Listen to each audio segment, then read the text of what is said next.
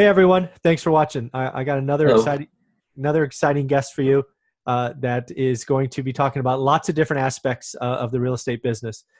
He, like myself, has been investing for quite a while. We both invested pre-crash, during the crash, have scars to prove it, and now we're on the other side, sort of doing big things. So Gordon Cuff, how are you doing this today? I'm doing great. Thanks. Excellent. Well, why don't we just start Yeah. off? Nice and cold out. Yeah, exactly. It's pretty cool. I don't know, this is California. Don't we pay for warm weather? Yeah. Not this week. Not this week. So why don't we introduce yourself to the group, Gord? Just tell everybody what you do, what part of the game you're in, and we'll go from there. Yeah. I'm a mortgage broker in Rockland, California, just outside of Sacramento. I've been doing that for 20 some odd years. The real estate investing I started basically the same time started as a mortgage loan originator. But back then, there wasn't internet, so it was just buy a rental and hold on to it. That's all I figured out. That's what I thought we were supposed to do. So did that for a number of years. Yeah. So it's funny, right? When you and Yeah, I started, um, there was no internet, there was no YouTube University, there was none of this, and all we could do is yeah, do our day job, right? You were a mortgage broker, I was in technology, and when we saved up enough for a down payment, we bought a rental, right? We didn't know any better. yeah. That's There wasn't no classes, so you just kind of do that. For me, it was I lived in the rental, and then I'd move out, buy a new primary residence, and then the other my former primary was my rental. So that's how I got started. Yeah, lots of people did that when we got started. Today's youth would probably call that house hacking, right? That's the big word today, which is Yeah, go buy a house, live in one room, rent out the others. Kind of similar to what we did, right? yeah, We bought a small place because that's all we had money for, and then when we got a little more money, we moved out, we rented the other one, and it's kind of the same thing, just a different, sexier name today. yeah, yes, definitely. It's pretty funny. Yeah, let's talk about what you're doing today. 'Cause I know you're doing lots of things besides being a mortgage broker, right? Again, I love people who are in the business as service, right? Real estate agents, mortgage brokers like yourself, but they also are in the business, meaning they are active investors, and that's what really attracted me to this story. So why don't we talk about what you're doing today in the business, because it does change, and when we get into your story, we'll talk about all of that. But what's keeping you busy today, Gordon?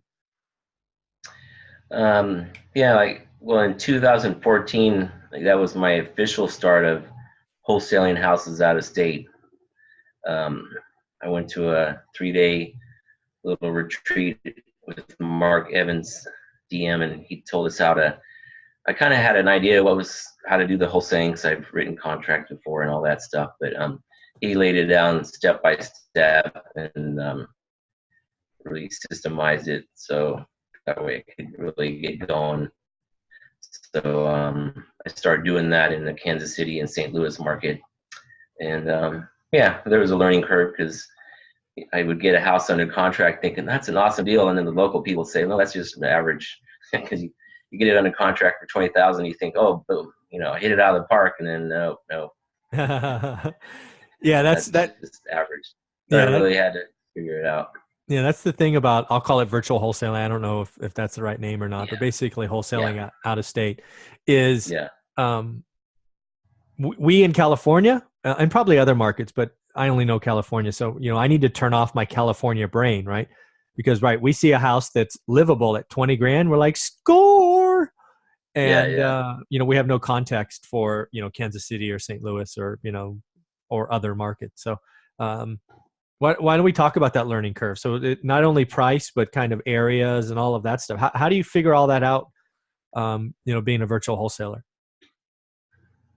Yeah, really, I kind of just went online and called a lot of real estate investors in that market to say, what do you think about this zip code and this price point? And then, luckily, a lot of them were honest and said, run away from that place because I couldn't even walk down that street in the daytime. That's Ah, how scary it. There's areas that scary in St. Louis and some parts of Kansas City. So then I could figure out, okay, stay here, don't go there. that kind of thing. I think I remember talking back then in 2014 to a guy who was selling to those hedge funds. Yeah. So he said, this is where the hedge funds are buying. And so I kind of followed where they were buying also, just to know that it's an okay area, but not the rough area where you're scared to walk in day or night, that kind of thing. Yeah, yeah. Figuring out a way to follow the hedge funds is genius, because it's kind of like what companies do when they follow Walmart or Amazon distribution centers or whatever, right? Those larger companies, i.e. hedge funds in this case, they pay very smart people, experienced people to kind of do demographics and look for areas, and then they move the chips to the center of the table. So if you can follow them and go, hey, okay, you're in, zip code 123. I'm going to go there as well. I think that's, that's a shortcut for sure. So congratulations. That's a nice move.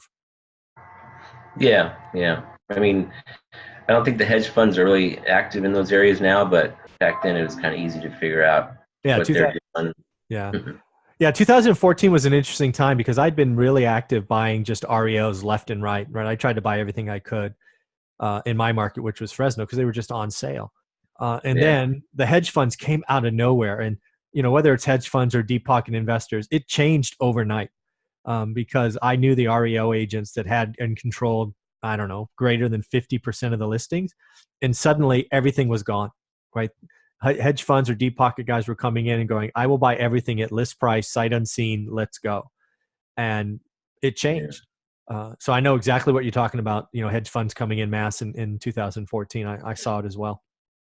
So yeah. let's break it down. I'd love to. Do you remember your first or maybe your first couple of virtual wholesale deals, and we can sort of talk about them and sort of give us the life cycle, if you don't mind, to show people it is possible? Yeah, I think the first one was like a small little house, probably 90 years old, for like 10,000. Yeah. And that was another one where I thought, oh, this would be an easy sale, but then, it was rented out for like $650 a month. So I thought, oh, there's good, good return. It's probably 2% return type thing. Yeah. So, but it took a while because I didn't have a big buyers list, so I had to hit Craigslist and all the groups out there. It was in St. Louis, so I hit all the investor groups and blasted it out as much as possible. Yeah, but it probably took more than 30 days to sell it, so I had to ask for an extension from the guy owning the place. Okay. But finally didn't make a lot of money. I think 2,000 or 3,000, but at least I got it done and over with. Yeah, but you proved the model works, and for most people, going from 0 to 1 is the hardest step, right? So again, so you found a motivated seller willing to let go of a house for 10 grand that was rented for 650. Then your job is to go find a buyer, which you just, when a deal is good, you just go market. And, you eventually found someone, and you put a couple of $1,000s in your pocket. And I'm guessing you didn't fly to St. Louis is my guess. No. Yeah. All behind your computer and cell phone, I'm guessing. Oh yeah. Yeah. That's pretty awesome. Wonderful. You know what? I'm curious, if knowing what you know today, how would that transaction be different? Would you do the transaction? Would it, because you have a buyer's list, it'd go faster? What if that deal came across your desk today, how would you treat that deal? Just curious. Probably try to buy it and actually take title to it, and then you're not in a rush and panic to sell it, that kind of thing. And then who knows, you could even put it on their MLS in St. Louis and make a little extra. Okay. So in today's market, I just want to summarize. So today, because you're in a different financial position, got proof, got all of that, you would just buy it outright, go through escrow title, get it in your name, and then you would look to sell it via the MLS, which you would probably, I don't know, double your money at least, I'm guessing, right? 650 on a 10K purchase. That's pretty awesome. Yeah. I don't know if it would double, but yeah, it'd be definitely more, Yeah. Because you could take your time and sell it and not have to answer questions of why are so many people looking at this house. You just show the house a bunch of times. Yeah, exactly. That's the other hurdle. Yeah. That's very cool. So, what year was that? That was 2014, you said, correct? That was your first one? Yeah. So you roll through 2014. Do you remember roughly how many transactions you did that year? Um, Probably not a lot, but Yeah. I don't know, 6 to 8, Yeah. something six. Yeah. Then you roll I in. was, Go ahead. yeah, I was flopping back and forth through Kansas City and St. Louis. So, some fell out, didn't close. So Yeah. I learned a lot. But again, you're doing this all over the phone from, I'll call it from Rockland, right? And Yeah. that's awesome. So you roll into 2015. Does something change, or do you systematize, or what did 15 look like for you? Are we building, or are we still doing just 8 to 10 a year? Yeah, still the same. Some of them, or a couple, I actually purchased within my IRA. Okay. Kind of did that thing because the price is so low. Yeah. Started doing that over there. So that was the other thing. It's kind of nice. Yeah, you get tax advantage, you get the appreciation, you don't pay taxes on it. It's when you can do that, it's pretty awesome. So that's very Yeah, smart. yeah, Okay. yeah. All right. So you roll. Now we're into, let's just, 2018 just finished up.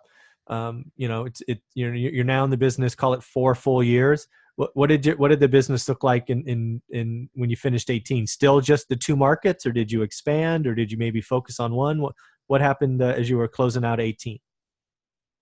Yeah, well, just to go back to 15 and why Sure. I ended up with just one market in 2015. So, you have to get a property manager. Yeah. The one in St. Louis was an absolute crook. Ah. Even though he was referred to me by another investor on bigger pockets.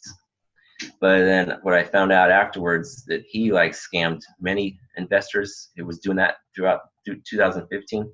Yeah. But luckily for me, all he got was 1 month's rent, because I thought something was fishy about him once he was collecting my rents. Yeah.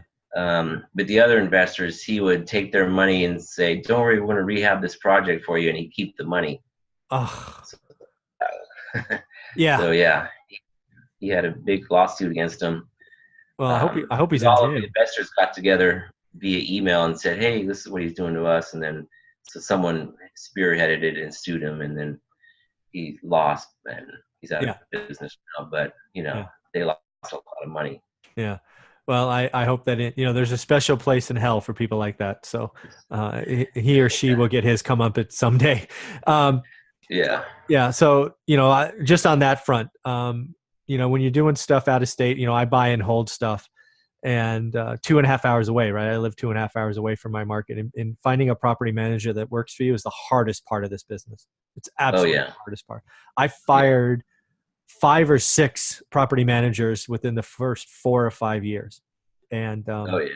for lots of different reasons, from being incompetent to being a thief to being a liar. I mean, it's hard, right?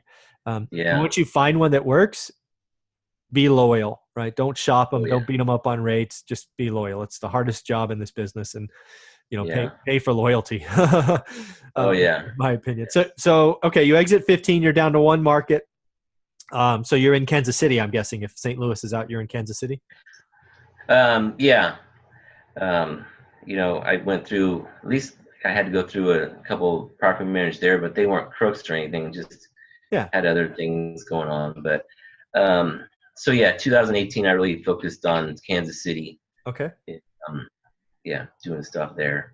And your transaction volume is still a kind of 8 to 10, or did you ramp that side, or what did that look like? Yeah, still lower, but at least I finally got my first one where the private investor funded me on a duplex, so I could sell it. Yeah. And then I was able to make a whole lot more money on it. Yeah, And and I didn't fix it up or anything like that. yeah, so I don't know if this is accurate, but those are those infinite returns people talk about, right? You go get a private lender, they lend the purchase price, you own it for a set of days, weeks, or months, then you sell it, pay off the private lender, and you get to keep the gravy with little to no money in the deal. Is that kind of what happened? Yep, exactly. Yeah, because those it was are such a good price. Yeah. those are the dream scenarios. So a couple things on that front. So I don't know this for sure, but I've been doing this long enough to guess. The only reason you got that private investor to back you in that deal at the 100% funding rate is because you have that track record, right? You've been doing it for 4 years. You can show what's happening. You can educate them on why it's a good deal. I bring this up because I get a lot of people virtually wholesaling or wholesaling in their city. They think they find a deal, and then they run around like a chicken with their head cut off in desperation. Desperation doesn't attract money. In fact, money runs away from desperation. So know that if you're doing it, build that track record, make sure the first deal gets done. Frankly, if you can get a first deal done to build your track record and you only make $1,000, consider that a win, because that's what investors with money want to see, is people that have been there and done that. Is all of that a fair estimate of what happened? Yeah. I met this fella at an REI meeting locally, and then he also had invested in St. Louis and had some troubles. And then I told him about Kansas City, and then whatever months later, I got this deal on a contract, and instead of just wholesaling, I told him about it and sent him the comps, and it was like, yeah, it's a no-brainer. And I already had the end buyer. It's just a matter of actually buying it so that they can get funding, Yep. you know, potential funding type stuff. Yeah. Very cool. So now that you've been in the business, 4 or 5 years, what do you think the hardest part is? Is it finding area? Is it finding boots on the ground that you trust, or is it building that buyer's list? What's the hardest part? I think the marketing and finding the deal, because like the response rates are getting a little lower, so that's getting tougher. And you got to be a little more creative. There's more competition. So many guys are saying become a wholesaler, and so they're selling their wholesaling courses to bring more wholesalers into the market, and it's just getting tougher, that part. So yeah, I would say the marketing. Yeah, finding the deal. Yeah. And that again, I've been in this business a long time, and I could tell you, every cycle sort of has its guru of the day, and this time frame, this right now, the guru is wholesaling. It is, hey, send out 1,000 mailers a week and do cold calling and do virtual this and virtual that. And, the masses are coming, and then you get, I own property, and there are days that I get 50 mailers in my mailbox, 50 postcards. Wow. There are months that I have collected over 200 various flyers. And I can tell you it's changed, right? 2 years ago, I'd get like 2 a week. Now if I'm getting 50 a week, it's very different. So you got to be creative, right? You got to, hey, if postcards aren't working, you got to, pay somebody to cold call, or you got to pay boots on the ground to do driving for dollars again. Go back to the basics. There's lots of ways you can do this, but yeah, I would agree. The hardest part in really any part of real estate is finding the deal, right? Finding the motivated seller. So yeah, I would agree with that. So I know you've done other stuff in this business. Virtual wholesaling is keeping you busy and all of that, but you also do or have done sort of fix and flips, and obviously the mortgage side. Why don't we talk about how you started, right? You've been in the game a long time, as I have, and why don't we talk about how, sort of the pre-2014, if you don't mind, to sort of paint that picture for us, Gordon? Yeah. You said prior to 2014? Yeah, sort of where you started and how that kind of looked up through 14, right? So you ride the wave up, it crashes, the crash hurts, and now we came out of it. Okay, I might tear up in a little bit, so just get ready. Okay, I'm sorry. But first started was just I want to buy a house, so whatever, moved into it, and then my aunt was a real estate agent back then, and she owned rentals, so I thought that seemed like a good idea. So I moved out and bought another one, so you could only put the 3 or 5% down payment. It's your new primary residence. I remember. Yep. The other one, it was easier back then because you could say I'm renting it for X amount of dollars, and they didn't really check too hard. I remember. So you could qualify, your debt to income ratio would be fine, and you could move on. So I did that, and my girlfriend then, wife now, she would move in with me, and then after a year or so, we'd like, oh, we don't like this house, so we'd move out, get another primary, and do it again. Yep. So that's how we kind of, built our way up to the late 90s. During that time period, there was no, like you said, you had to learn on your own how to be the landlord and all that. So I had some quite stories about trying to be a landlord. Oh yeah. Yeah. one time I realized after I had this great tenant for 2 years that he was the local drug dealer, and they kicked down the door and got him out of there. The police did. So yeah, Yeah, it that was, happens. yeah, He paid rent all the time and always with cash. I don't know what yeah, happened. yeah. It was wonderful.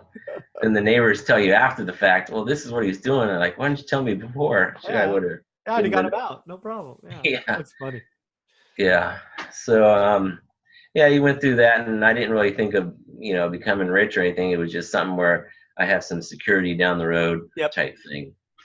But then 2001 to 2005, 6 hit, and then it was like, whoa, wow, I'm Yeah. rich, I guess. I don't know. Yeah. So I have all this equity, and then in 2005, I knew our market was just crazy, a little high. Yeah. So I actually would take out equity lines, and I started buying out of state. So I Okay. thought, oh, it's safer out there. Bought in around Austin, Texas, and then Sure. Tennessee, Nashville. Yep. And I would have been fine, except I got a little too overzealous with the equity lines, Yeah. because they were given away pretty easy. I Had so remember. much That hurt. I remember. yeah, yeah. So then when 2000 whatever 7 and 8 hit, all the rentals were fine, had a lot of them, but everybody was losing their jobs. Yep. So the rent started to stop coming in. Yeah, that's when everything hit the fan, and I did the one right thing is I sold something here, did a 1031 exchange, and bought in Tennessee, and bought a lot, Yep. because one house here was a lot there. Yeah. But the rest of them, my other rentals here in California, I over leveraged too much and just took the equity lines and bought out of state. Yeah. Yeah, so I had to learn that the hard way. And by the time the ship was sinking, and I was trying to sell in 2007, it was too late. Yeah. Yeah. That was a scary Yeah, time. I saw a lot of people in that situation, or even worse, right? Lending was, I don't know, fictional back in 06, right? Equity lines were everywhere. Prices just didn't matter.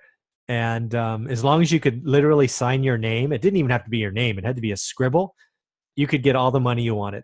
And yeah, that was unhealthy for lots of different reasons. And lots of people, over leveraged, kept buying. And, the ending was the ending. It hurt lots of people. And that's why we had the crash, because there was a lot of forced sellers all at the same time, and buyers disappeared. And this is interesting because of your mortgage background of 20 plus years. We went from, in my opinion, and I'd love yours, the loosest, easiest financing, and call it 06, to the most restrictive and non-existent by 08, at least as an investor. Would that be, is that fair? yeah. I mean, it started getting loose in 03 when they saw all the equity. Yep. Looser to 06. The subprime loans coming in. Oh, I remember. By 0 down, 80/20 loans. You don't need money to buy the house, Yeah. and you don't need income. You just sign it. You Yeah, the LIRO loans, right? Yeah, it was crazy. Yeah. And then prices dropped by 20 to 50%. And I remember going to a bank and going, "Hey, I'd like to buy another house, right? I want to buy this house for less than I paid for it in 03." And they didn't actually laugh at me, but that's kind of what I felt, was like, you're kidding, right? We don't lend to real estate investors. You have too much. You're the problem. You're the devil, right? We're in this financial bind because of people like you. Get out of my bank, right? That's kind of how I felt. Oh yeah. Well, I was right. Yeah. You have four investor loans. No more. Can't have any more. Yeah, and I had 40. So yeah, they literally laughed me out. Hey, get them out of here. Walk them out. It was bad. It was weird. So, what you have to do is you have to be creative. Bad. So if banks turn off, what do you do? Well, I turn to hard money and private money, and I had no idea what that stuff was. Right, I'm a full-time employee. I own some rentals. The crash happens. I want to buy some more. Banks turn off. I'm like, shit, what do I do? Do I pay cash for everything? And then somebody at the local RIA goes, have you ever looked at hard money? I'm like, what's hard money? I don't know what hard money is. Here's a business card. Go talk to them. And hard money got us 9 or 10 deals. And then I figured out, wow, there's a lot of people with all this money in bank accounts that, because back then after Lehman failed or Bear Stearns or whatever it was, everybody was saving money, and they're like, we're getting less than 1%. Can I give it to you and give you a better return? So I found a way to pay 10% to people in my family and friends network. So you just got to keep active. This real estate game has cycles, right? We're going through a pricing cycle now. It has category cycles, right? Sometimes single family home is hot. Sometimes apartments are hot. And I would tell you apartments are hot today and not single family. Then, sometimes lending is easy. Lending is hard. There's just so many avenues. Staying in this business, you got to always be paying attention. Would you agree? Oh yeah, yeah. Yeah. Especially the lenders who make the rules, they're Yeah. changing them, trying to get more business change, and then they have too much business, so they got to change again. Yeah, it's weird, right? So Yeah. I'd be curious if you put on your mortgage lender hat now for this question, what is the mortgage environment today? Would you say does it feel like it's like 2004? Is it like 99? What is today's environment? Is it relatively easy, hard for real estate investors to get loans? There's, to me, it seems like they're more worried about getting sued because nothing logical.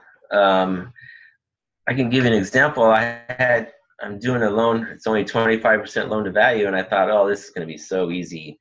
I mean, he can't verify his income, but that much equity. I mean, Yeah. who would do it? Yeah. Okay. And I got an approval, and at the end, they declined the loan because he wasn't using the proceeds for what they wanted, what they thought he should use them for, even though it's for business use. They wanted him to write down that he's using it for more investing, real estate investing, and not business use. Yeah, So they got declined. That's funny. Yeah, I actually just did a refi, and that was odd. I actually got asked to write that as a letter. Now, in my case, it was absolutely true. What I was using it to buy more stuff, right? Because if stuff's on sale, I buy it. But I thought that was weird. I mean, not even in 06 did I have to write that, what I was using the proceeds for. So that was a new twist. I thought that was really odd, but I was happy to do it. But yeah, like you say, lending is always changing. The rules change, and yeah, you could be right. They're afraid of being sued today, so it's really weird. Yeah. So Gordon, yeah, go ahead. Well, so now I got him a new approval, and now he has to write this letter, but instead of typing it and sign it, he has to handwrite it. So the new letter. Handwrite it. Wow, I did not get asked for that. I could type it, but I did have to sign it. It was handwriting letters. Wow, what are we in, like 1980? Weird. Yeah, I don't know if they can use that as a document in court to say, no, this is your handwriting. If they're that worried about it, I don't know. Yeah. Oh, I bet you I know what it is. This is just a guess. But basically by doing it handwriting, they're verifying who wrote it. Because if you do it typed, in theory, you or a neighbor or the seller could type it and he just signs it. Oh, I never read that. That was just in my stack. I signed it because somebody told me to sign it. That's probably what's happening. Yep. Yeah. So they're more, the attorneys are really helping out the lenders now. In fairness, I think this is all still ramifications from the 2008 crash and the banking fiasco and all the Dodd-Franks and all whatever other legislation is out there. I think lending is getting looser. I just shared, I did my first bank loan in a decade. Right, I had not done a bank loan since like 07, and I just did a refi, 50% LTV on a couple of rentals.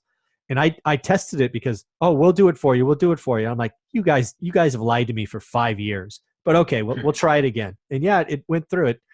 It took an extra week, and God, they wanted every single piece of paper, like every lease, everything. But I think lending's getting looser. So we just did some. So I'm curious, Gordon, when you look at the future, right? Where do you see your business going, right? If you're 3 to 5 outs, are you still just in Kansas City? Are you in multiple markets? What's keeping you busy, Gordon, in 3 to 5 years? Any idea? Yeah, I mean, I'm still going to want to buy properties and put them in IRAs, and maybe I'll start putting them back in my individual name. I don't know. Other markets, I mean, I'm always open to that because there's just so many cities across the United States. Yeah. There's the big cities that that's super competitive. So if I can find the one that's not competitive, but it's a nice emerging market, heck, I'll go there because computers and phones, we could go anywhere, you know. Yeah. So yeah, I'm open to that. Okay. Yeah. So you're going to keep virtual wholesaling because you know it works. Um, you may go to another market if one presents itself, but at the end of the day, you've got your niche. Are you gonna be holding more rentals as we go out 3 to 5 years, or is it all kind of active income and wholesale fees? Active income. I mean, Okay. yeah, probably in the Kansas City market, yeah, I'll hold a rental there because it's definitely good cash flow. You know, Yep. if I'm going to buy at the right price and have a little cushion of equity, even if there is a little downturn, so I don't have to worry about it. I'm Yeah. going to learn from mistakes. Yeah. Yeah. That's great. So one thing I always want to make sure I do, Gordon, is at the end of the show, I turn it over to the guest where you could share whatever you like, maybe how to get a hold of you if somebody's looking to get a loan, whatever you'd like. I want to turn it over to you as a way to say thank you. So Gordon, go ahead.